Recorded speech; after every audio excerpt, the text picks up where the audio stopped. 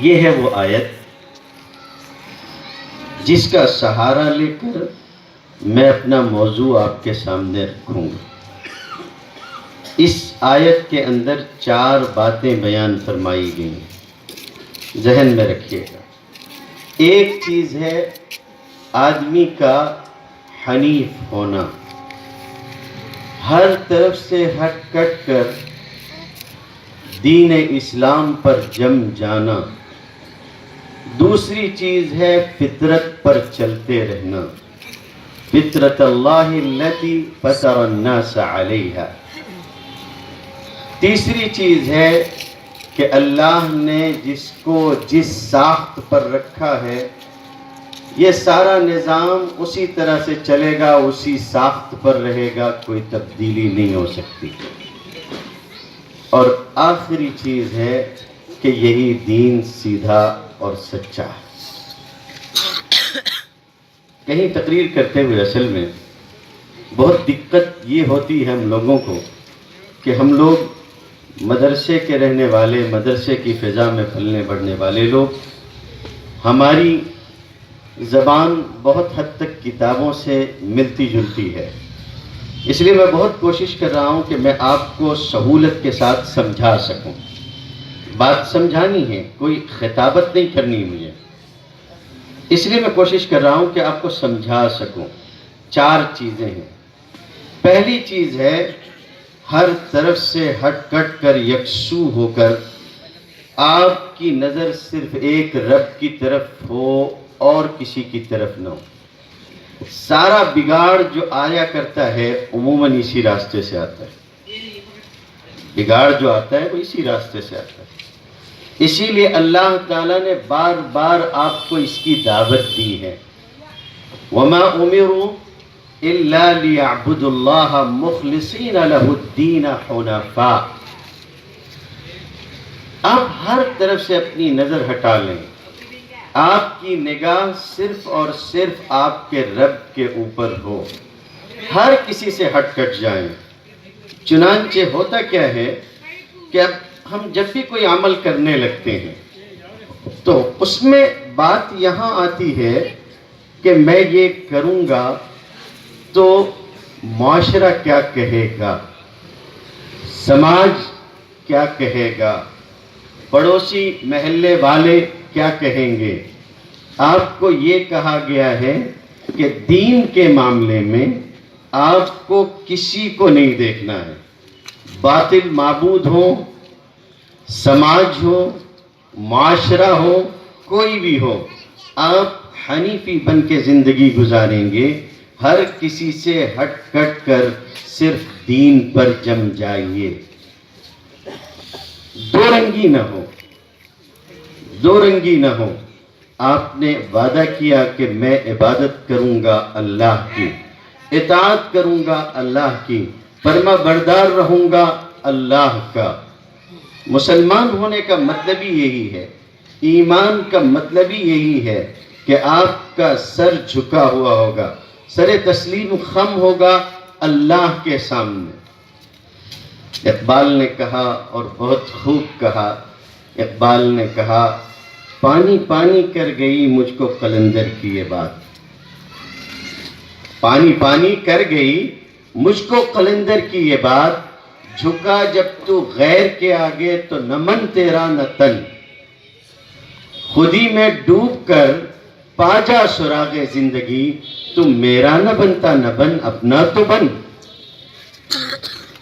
دو رنگی نہ ہو، کسی اور کے سامنے سر تسلیم خم نہ ہو، چاہے وہ کیسا ہی رواج کیوں نہ ہو، چاہے سماج کیوں نہ ہو۔ اقم وجہک للدین حنیفا، یہ آپ کا ایمانی تقاضا ہے، یہ آپ کا ایمانی تقاضا ہے، آپ سے یہ چاہا گیا۔ اور یہ بہت بڑا مرض ہے، قوموں کی زندگی میں بھی اور لوگوں کی زندگی میں بھی، فرد واحد کی زندگی میں بہت بڑا مرض ہے۔ رسول اللہ صلی اللہ علیہ وسلم تشریف فرما تھے اور آپ کو قریش کے کچھ سرداروں کے ساتھ اپنی بات رکھنی تھی اپنے چچا کے سامنے، اور چچا مرض الموت میں تھے، آخری وقت تھا، وہ سردار اصرار پہ اصرار کرتے جا رہے تھے، اور اللہ کے رسول صلی اللہ علیہ وسلم اپنی بات رکھتے تھے۔ ان سرداروں کو یہ خطرہ ہونے لگا کہ کہیں محمد الرسول اللہ صلی اللہ علیہ وسلم کی بات ابو طالب قبول نہ کر لیں، ورنہ ہم کیا کریں گے؟ ابو طالب جیسا سردار اگر ہمارے ہاتھ سے چلا گیا تو ہم کیا کریں گے؟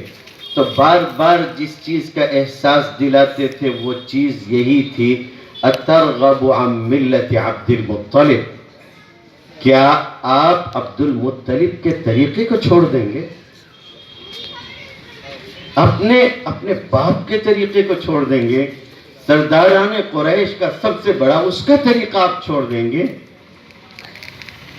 حضور صلی اللہ علیہ وسلم نے کلمہ پیش کیا تو جو چیز حجاب بن کے سامنے آئی، خود حضرت ابو طالب کہتے ہیں، کہنے لگے کہ اگر مجھ کو یہ ڈر اور خوف نہیں ہوتا، اے محمد صلی اللہ علیہ وسلم، محمد اگر مجھ کو یہ ڈر اور خوف نہیں ہوتا کہ قریش کے لوگ بعد میں یہ کہیں گے کہ ابو طالب تو موت سے ڈر کے اس نے یہ کلمہ پڑھ لیا، اگر یہ بات کا خوف نہیں ہوتا تو میں اس کلمے کو کہہ دیتا، بس اس لیے نہیں کہہ رہا ہوں، لوگ کیا کہیں گے اس لیے میں نہیں کر رہا ہوں۔ بات سمجھ رہے ہیں؟ لوگ کیا کہیں گے اس لیے میں نہیں کر رہا ہوں۔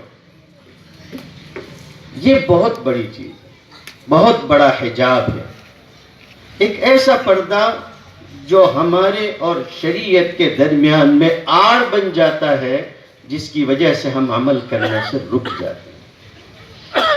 اور اسی پردے کو اللہ تعالیٰ نے چاک فرمایا تو فرمایا اقم وجہک للدین حنیفا۔ لوگ کیا کہیں گے؟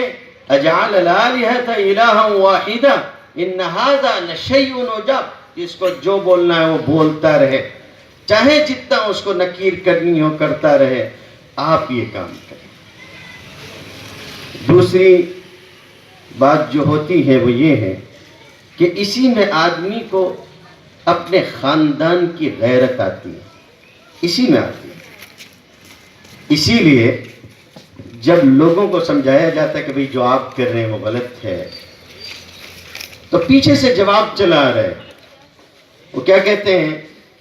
یہ تو خاندان کی بات ہے، ہماری برادری کی بات ہے، ہمارے یہاں برسوں سے چلا آ رہا ہے، وجدنا آبانا کذالک یفعلون، اپنے بڑوں کو ایسے ہی کرتا ہوا پایا، اس لیے ہم مجبور ہیں کہ ہم بھی ایسے ہی کریں۔ وہ آپ دیر سے خشک تقریریں سن رہے ہیں، نوجوان تو سوچ کے آئے ہوں گے کہ نکاح کے عنوان پہ تقریر ہے، ان کو کیا پتا تھا کہ یہاں آتے ہی ساتھ ڈونگرے برسنے لگیں گے۔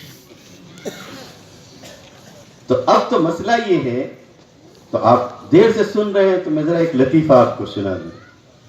ایک نوجوان تھا اور ظاہر ہے کہ اس کے والد بوڑھے تھے، تو جو آدمی بوڑھا ہو جاتا ہے اس کے سامنے اپنی زندگی بھر کے اعمال ہوتے ہیں، اور اس کو لگ رہا ہوتا ہے کہ اب ہاتھ پیر ساتھ چھوڑ رہے ہیں، کسی دن جو ہے وہ موت کا فرشتہ بھی استقبال کے لیے آ جائے گا۔ تو آپ مسجد میں دیکھیں گے ایسے لوگوں کی کثرت ہوتی بیچاروں کی۔ مسجد میں نوجوان کہاں ہوتے ہیں؟ مسجد میں تو بزرگ حضرات ہوتے ہیں، بوڑھے حضرات ہوتے ہیں۔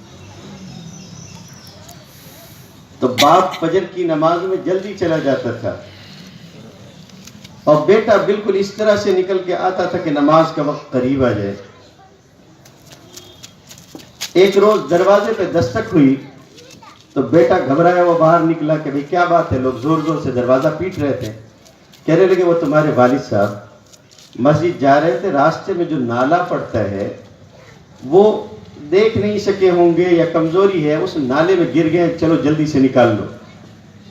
تو وہ بھاگا ہوا آیا، اس نے محل وقوع دیکھا، نالا کہاں ہے، کس جگہ ہے، آگے پیچھے سے سب طرف سے دیکھ لیا۔ اس کے بعد اس نے بجائے اس کے کہ اپنے ابا کو اس نالے میں سے نکالتا، خود بھی اسی نالے میں جا کے ان کے بازو میں بیٹھ گیا۔ تو کسی نے کہا کہ بھائی یہ کیا کر رہے ہو؟ تو اس نے کہا اصل میں والد صاحب نے ایک روز مجھ کو بتایا تھا کہ دادا بھی اسی نالے میں گرے تھے، یہ ہماری خاندانی روایت ہے۔ یہ ہماری خاندان، یعنی اگر غلاظت میں پڑے ہیں تو خاندانی روایت ہے، اس لیے ہم بھی اسی غلاظت میں رہیں گے. جانتے ہیں کہ غلط ہے مگر ہم بھی وہی کریں گے. اسی سے روکا گیا، منع کیا گیا، احساس دلایا گیا.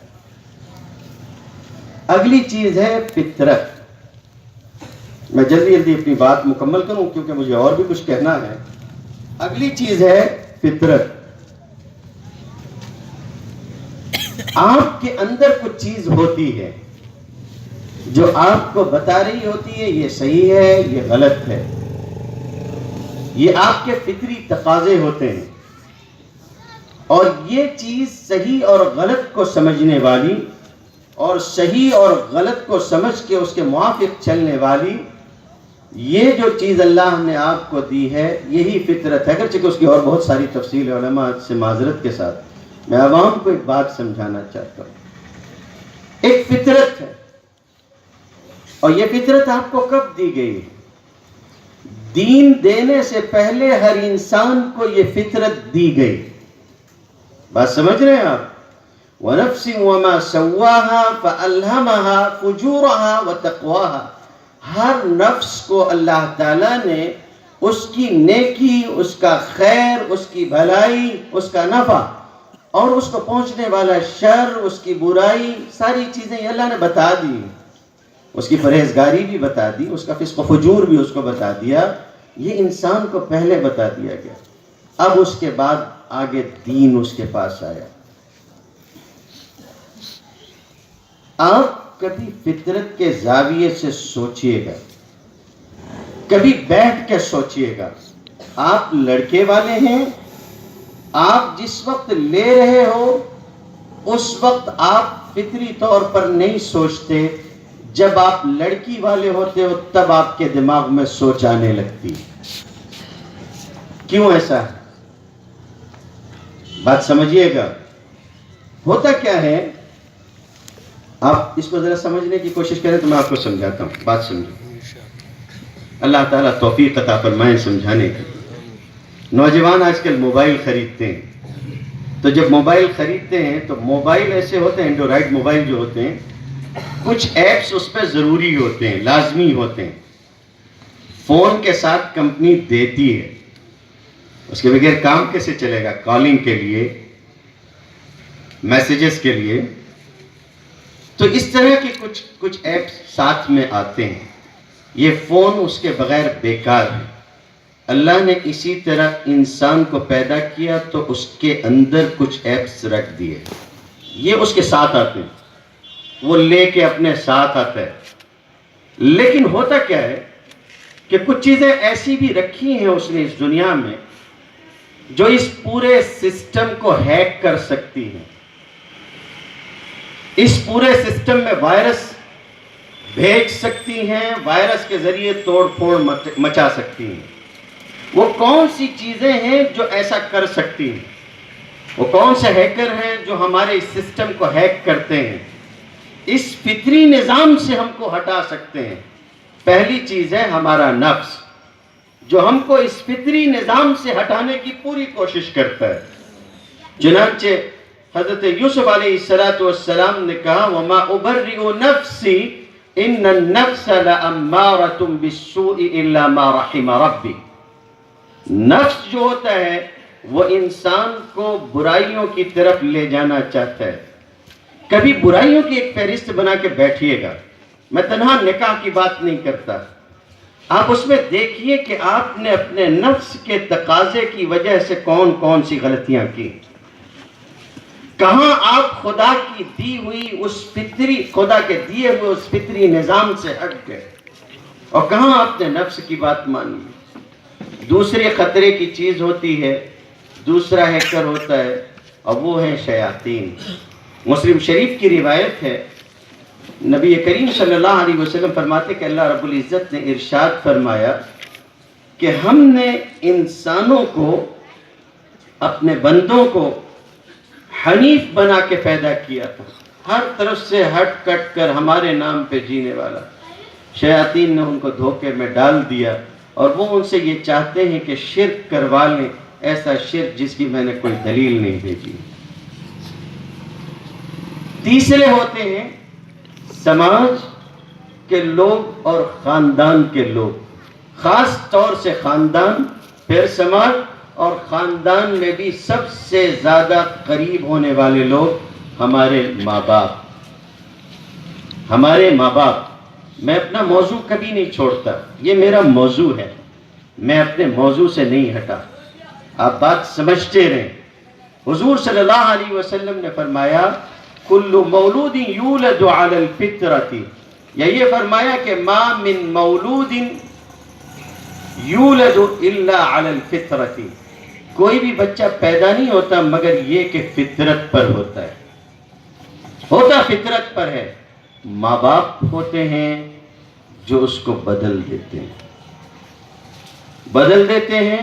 دین بھی ہاتھ سے چلا جاتا ہے، یہودی نصرانی کر دیتے ہیں. نچلے درجے پہ اگر سوچو گے تو نچلا درجہ یہ ہے کہ بندہ فطرت پر ہوتا ہے، سنت پر ہوتا ہے، شریعت پر ہوتا ہے. بسا اوقات ایسا ہوتا ہے کہ نوجوانوں سے کہیے کہ آپ جو کر رہے ہو وہ غلط ہے تو وہ ایک ہی عذر پیش کرتے ہیں کہ ماں باپ نہیں مانتے، ماں باپ نہیں مانتے. کبھی نوجوان نہیں مانتا، کبھی اپنے نفس کا شکار ہوتا ہے، کبھی شیطان کے ہتھ کنڈوں کا شکار ہوتا ہے، اور کبھی اس کے پاس جواب ہوتا ہے کہ ماں باپ نہیں مانتے. ایک بات یاد رکھنا، جب بات آئے گی شریعت کی اور بات آئے گی ماں باپ کے رشتے کی، تو یہ وہ نازک مقام ہے جہاں اسلام آپ کو پھر ایک رہنمائی کرتا ہے، اور وہ رہنمائی یہ ہے کہ ماں باپ کے ساتھ حسن سلوک مت چھوڑنا، ان کے ساتھ سلوک اچھا کرتے رہو، لیکن یہ یاد رکھو کہ اس معاملے میں ماں باپ کی بات نہیں مانی جائے گی. جیسے شرک کے بارے میں کہا وَإِن جَاهَدَاكَ عَلَىٰ أَن تُشْرِكَ بِي مَا لَيْسَ لَكَ بِهِ عِلْمٌ فَلَا تُطِعْهُمَا وَصَاحِبْهُمَا فِي الدُّنْيَا مَعْرُوفًا. اگر شرک کروانا چاہیں گے نہیں کرنا، ان کی بات مت ماننا، لیکن ان کے ساتھ دنیا میں اچھا سلوک کرتے رہنا. دسیوں واقعات صحابہ کے ہیں جس میں انہوں نے اپنے ماں باپ کے ساتھ باوجود غیر مسلم ہونے کے، مشرک کافر ہونے کے باوجود اس کے کہ وہ اصرار کرتے تھے کہ دین چھوڑ دیا جائے، انہوں نے اچھا سلوک کیا، لیکن اسی کے ساتھ ساتھ ان کی بات نہیں مانی جائے گی. اسی لیے فقہ اسلامی کے اصول کے طور پر بیان کیا جاتا ہے کہ لا طاعت لمخلوق فی معصیت الخالق. جب کسی عمل کے کرنے میں اللہ کی نافرمانی ہونے لگے، کوئی باپ کوئی ماں یہ کہے کہ یہ کرو اور اس کے کرنے میں اللہ کی نافرمانی ہو، تو اس میں ماں باپ کی یا کسی مخلوق کی بات نہیں مانی جائے گی، چاہے وہ کسی درجے کا. جب ماں باپ کی بات نہیں مانی جائے گی تو سماج، معاشرہ اور رواج اور رسمیں سب کنارے. تو یہ تین چیزیں ہوتی ہیں جو اس طرح سے کرتی ہیں کہ لوگوں کو جو ہے اپنی طرف متوجہ کر لیں اور لوگ شریعت پہ عمل نہ کر سکیں. رواج توڑنے کے لیے کرنا کیا ہوگا؟ رواج توڑنے کے لیے ایک بہت حکیمانہ انداز اختیار کرنا ہوگا. رواج توڑنے کے لیے بہت حکیمانہ انداز سے اس پر کام کرنا ہوگا. چنانچہ میں آپ کو ایک، اور اس سلسلے میں کہنا چاہوں گا جو لوگ کام کر رہے ہیں، میں ان سے یہ کہنا چاہوں گا کہ علماء نے کام نہیں کیا، ایسا نہیں ہے. اور بورڈ کے سلسلے میں جو بات کہی گئی ہے اس سلسلے میں مجھے شدید اعتراض ہے، مجھے شدید اعتراض. میں اپنی بات، میں تحفظات رکھتا ہوں اس لیے میں اپنی بات کہوں گا، لیکن میں کہنا یہ چاہتا ہوں کہ آپ دیکھیں کہ علماء نے کام کس طرح سے کیا، اس کا خیال کریں. اصلاح الرسوم دیکھیں حضرت تھانوی کی، حقوق الزوجین دیکھیں حضرت تھانوی کی. حقوق الزوجین میں حضرت تھانوی نے ایک واقعہ لکھا. حضرت تھانوی نے جو واقعہ لکھا ہے اس واقعے کے اندر یہ لکھا کہ رواج ہے کہ کوئی باپ مر گیا، ماں مر گئی، لوگ چلے آتے، سینکڑوں کی تعداد میں گھر چلے آئیں گے، کھانا ہوگا بڑا سا. اب وہ بیچارہ مجبور آدمی وہ کہاں سے کھانا پکائے گا؟ پہلے یہی رواج تھا، پہلے یہی رواج تھا. بہت ساری چیزیں اللہ کے فضل سے ختم ہوئی ہیں، میں یہ نہیں کہتا کہ نہیں ہوئی ہیں، میں نے دیکھا ہے، میں دیکھتا رہتا ہوں، میں قاضی شریعت ہوں. جس طرح آج بیواؤں کے نکاح ہو رہے ہیں، مطلقہ کے نکاح ہو رہے ہیں، اس طرح پہلے ہوتے تھے؟ اسی ہندوستان میں ہندوانہ رواج کی وجہ سے یہ ہمارا مزاج تھا کہ ہم لوگ مطلقہ یا ہندوؤں سے مطلقہ یا جو ہے وہ بیواؤں سے نکاح کو ہندوؤں کے اثرات کی وجہ سے نازیبا خیال کرتے تھے، نازیبا ہی نہیں بلکہ منحوس سمجھتے۔ لیکن ایک محنت ہوئی، مسلسل محنت ہوئی، اس کا نتیجہ یہاں تک آیا ہے، آگے بھی آئے گا۔ ہاں، اس میں جس شدت کی ضرورت ہے وہ شدت بھی ہونی چاہیے، اور ہم لوگوں کو اس کا احساس اور خیال ہونا چاہیے۔ تو حضرت تھانوی نے، وہ لوگ آئے، کہنے لگے کہ بلند شہر کے ایک رئیس زادے تھے، ان کے یہاں میت ہو گئی، تو لوگ آئے سینکڑوں کی تعداد میں، تو انہوں نے قسم قسم کے کھانے بھی پکوا لیے۔ اب جب کھانے پک گئے تو کھانے پک جانے کے بعد جب لوگ بیٹھے دسترخوان پہ، تو انہوں نے کہا بھائیو کھانا تو آپ کھائیں گے، لیکن ذرا پہلے میری ایک بات سن لیں۔ کہنے لگے ہاں کہو کیا بات ہے؟ کہنے لگے آپ دیکھ رہے ہیں میرے اوپر مصیبت پڑی ہوئی ہے، بجائے اس کے کہ آپ مجھ سے آ کے کہتے، ڈھارس بندھاتے، ساتھ دیتے، تسلی دیتے، اس کے بجائے آپ آ کے آستینے چڑھا کے کھانے کو بیٹھ گئے، یہ کیا آپ میرے ساتھ ہمدردی کر رہے ہیں؟ اچھا ٹھیک ہے، اب آپ لوگوں نے بات سن لی، اب کھانا کھائیے۔ تو لوگوں نے کہا کہ اب کون کھانا کھائے گا، اتنی جوتیاں پڑ گئی تو کون کھانا کھائے گا؟ تو اٹھ کے چلے گئے لوگ۔ تو اس کے بعد اس نے غریبوں کو بلوایا اور کہا کہ آپ آئیے اور کھانا کھائیے، آپ کے کھانے سے اور آپ کے دعا کرنے سے میرے باپ کو نفع پہنچے گا، آپ لوگ کھانا ضرور کھائیے۔ تو کسی نے کہا کہ جب کھانا کھلانا ہی مقصود نہیں تھا، ان لوگوں کو تو کھانا بنوا کے آپ نے بٹھایا کیوں؟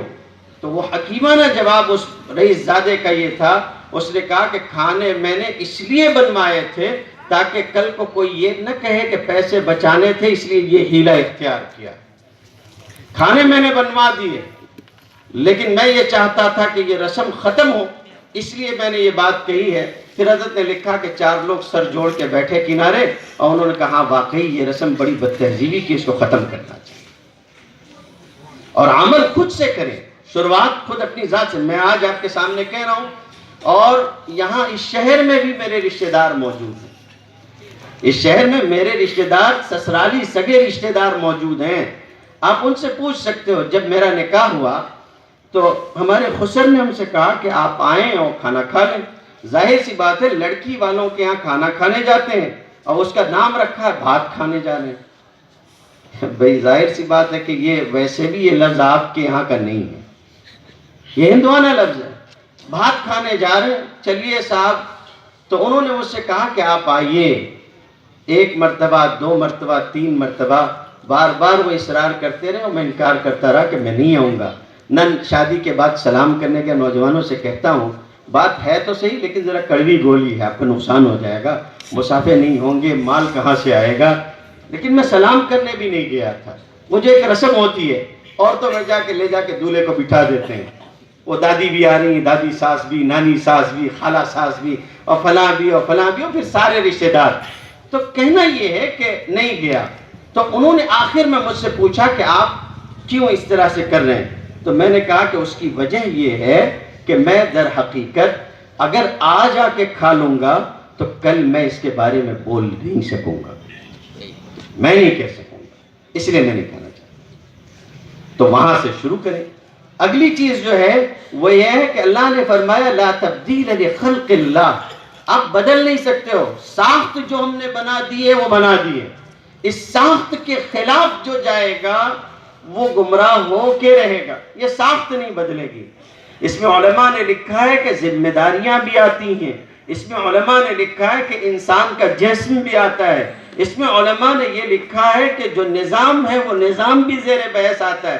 جو اللہ نے بنایا ہے اس کو آپ بدل نہیں سکتے، مرد کو عورت اور عورت کو مرد نہیں کر سکتے۔ اسی طریقے سے ان کی ذمہ داریاں بھی جو اللہ نے رکھی ہیں وہ وہی رہیں گی، آگے پیچھے نہیں کر سکتے۔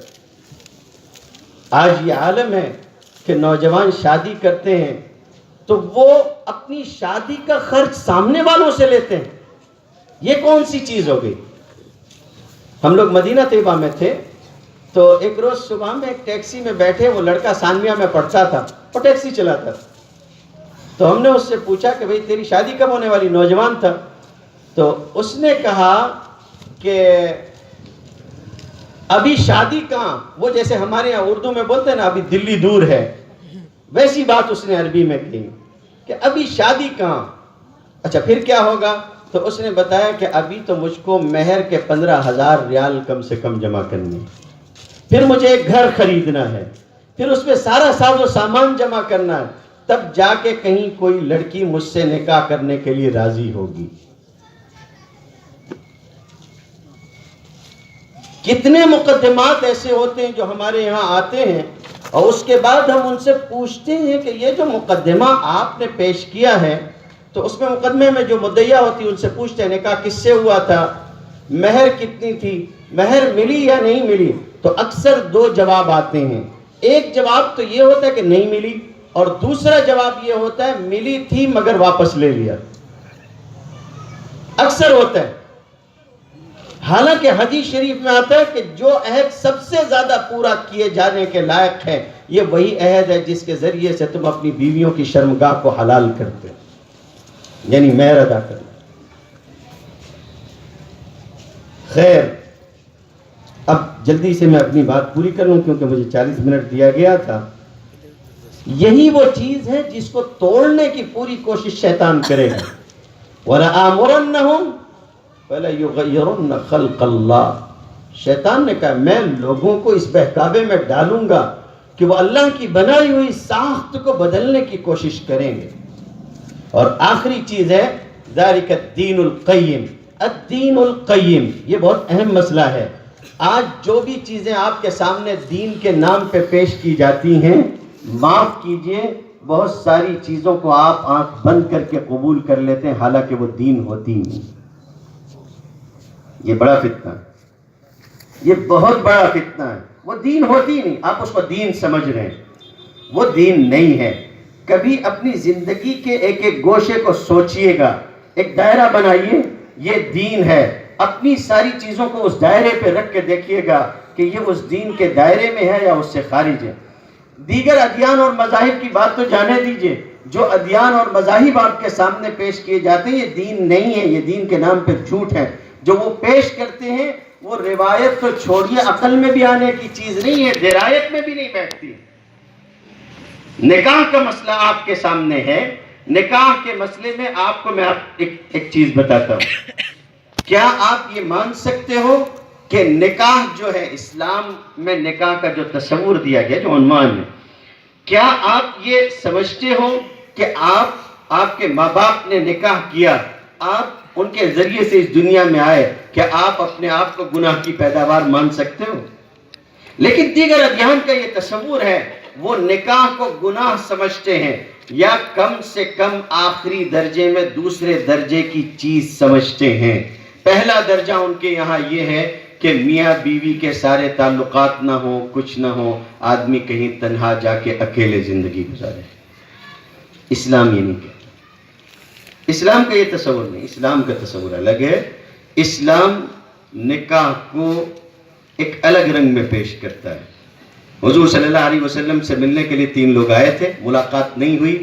حضور صلی اللہ علیہ وسلم کی عبادتوں کے بارے میں پوچھا، ام المومنین نے بیان کر دیا کأنہم تقالوہا، گویا کہ انہوں نے یہ محسوس کیا کہ حضور تو بخشے بخشائے ہیں، اتنی عبادت میں تو آپ کا کام چل سکتا ہے، ہم لوگ گنہگار لوگ ہیں، ہم لوگوں کو اس سے زیادہ عبادت کی ضرورت ہے. ایک نے کہا کہ میں ساری رات نماز پڑھوں گا، دوسرے نے کہا کہ ہمیشہ روزہ رکھوں گا، کوئی دن روزہ نہیں چھوڑوں گا، تیسرے نے کہا کہ میں نکاح ہی نہیں کروں گا، عورتوں سے علیحدہ رہوں گا. آپ تشریف لائے، آپ کو بتایا گیا تو آپ نے فرمایا کہ میں روزے بھی رکھتا ہوں، افطار بھی کرتا ہوں، کبھی رکھتا ہوں کبھی چھوڑ دیتا ہوں، نفل روزے ہیں. میں راتوں کو نماز بھی پڑھتا ہوں، کبھی چھوڑ دیتا ہوں. آپ صلی اللہ علیہ وسلم نے کبھی سو رہتا ہوں، اور کبھی آپ نے یہ بھی فرمایا کہ میں نے نکاح بھی کیا ہے اور نکاح میری سنت ہے، نکاح میری سنت ہے. یہ یاد رکھنا چاہیے کہ اس کا تصور بہت لمبا ہے، اس کا تصور نکاح کا بہت لمبا ہے. ہم نے جو غلطی کی ہے اور یہ جو بگاڑ آیا ہے اس کی بنیادی وجہ یہ ہے کہ ہم نے نکاح کو ضرورت سمجھا. سب سے بڑا مسئلہ کیا ہے میں سمجھاتا ہوں آپ کو. اسلام میں سب سے نقصان دہ چیز جو ہے وہ ہے نظریے کا الٹنا، نظریے کا الٹ جانا. سب سے زیادہ نقصان دہ چیز ہے کنسیپٹ کا بدل جانا. ہم نے کنسیپٹ ہی الٹ دیا ہے. ہم نے نکاح کو ایک ضرورت قرار دیا. نکاح تنہا ضرورت نہیں ہے، نکاح پہلے عبادت ہے، بعد میں ضرورت ہے. آپ مانے نہ مانے، عینی نے لکھا ہے بخاری کی شرح میں، فیہ معنی العبادہ، اس کے اندر عبادت کے معنی ہیں. اور بلکہ اس سے آگے کی بات میں اور کہہ دوں آپ کو، رد المختار میں علامہ شامی رحمۃ اللہ علیہ نے لکھا ہے کہ 2 عبادتیں ایسی ہیں جو اس دنیا میں بھی جاری ہیں، کل قیامت کے دن بھی جاری رہیں گی. جو اس دنیا میں بھی جاری ہیں، کل قیامت کے دن بھی جاری رہیں گی. کیا مطلب آیا؟ ہم تو آج تک یہ سنتے رہے، بلکہ انہوں نے یہ کہا جنت میں بھی جاری رہیں گی. ہم لوگ تو آج تک سنتے آئے تھے کہ جنت بدلے کا گھر ہے، وہاں کوئی عبادت نہیں ہے. 2 عبادتیں، اور افسوس کی بات یہ ہے کہ دونوں عبادتیں جو اتنی زیادہ ضروری ہیں کہ دنیا سے لے کے آخرت تک، جنت تک چلنے والی ہیں، انہی دونوں کے بارے میں ہم سب سے زیادہ بے پرواہ ہیں. وہ فرمانے لگے ایک چیز ہے ایمان، اور ہم میں سے ہر ایک جانتا ہے کہ ایمان کے بغیر بندے کا داخلہ جنت میں ہونا ہی نہیں.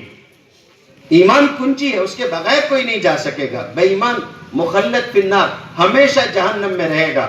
اچھا، دوسری چیز جو ہے وہ فرمانے لگے کہ نکاح وزوجناہم بحور عین، نکاح کا سلسلہ وہاں بھی ہوگا.